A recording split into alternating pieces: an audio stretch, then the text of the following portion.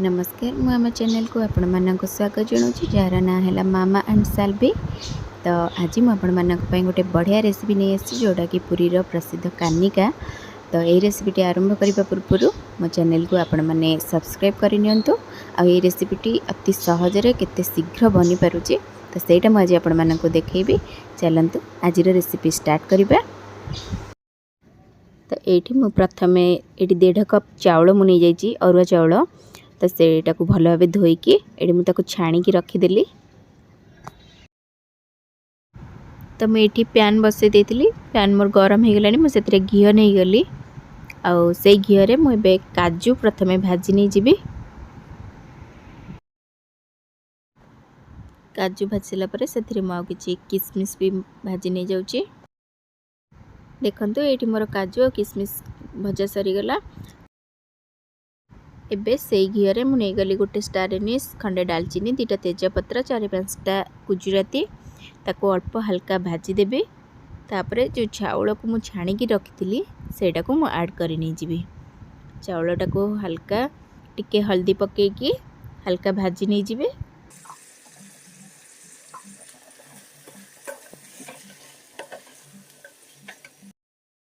तो ये मु चाउल को हल्का भाजी सारे पर मुझे पानी देदेवी। मुझे 1.5 कप चाउल नहीं से लगी मुझे 3 कप पानी देदेवी।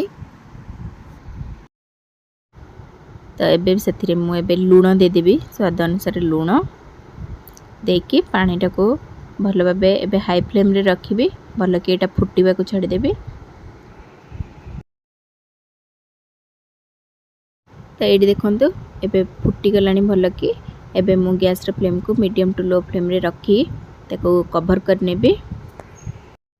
तो ये देखो भात मोर हो आसलानी। एबे से मु चीनी दे देबी। चीनी देकी ताको भल भाव गोलैकी पूरा गैस रे फ्लेम को लो करके ताको घोड़ैकी आ 5 मिनट पर्यंत छाड़ी देबी। तो ये देखो मोर एबे कानिका पूरा हो गलानी। एबे शेष रे मु सेथिरे दे देली दालचीनी और गुजराती गुंड आउ भाजिकी रखिथिबा काजू किसमिस को सब ऐड करिक नहीं गली लास्ट रे ताको गोलैकी एबे पूरा गरम अच्छी ठंडा होगा पर्यंत मुझे ताको भल कि मिक्स करके ठंडा होगा पर्यंत छाड़ी देबी। देखंतु एठी मोर एबे कानिका पूरा हो जाइए आउ देखिले केते सहज रे शीघ्र बनी पारिला ए रेसिपीटी। चलंतु ताको मुझे प्लेट रे काढ़ी नेबी। देखिले केते कम समय रे गोटे बढ़िया रेसिपी बनीगला। तो आपण मैंने मुझे कहबी निश्चय यहाँ को घरे ट्राए करंतु आ समस्त को घरे खुआंतु। आज रेसिपीटी जदि आपण मानकु भल लगी थाए ताले हम चैनल को लाइक करंतु, चैनल को सब्सक्राइब करंतु। रहूची बाय।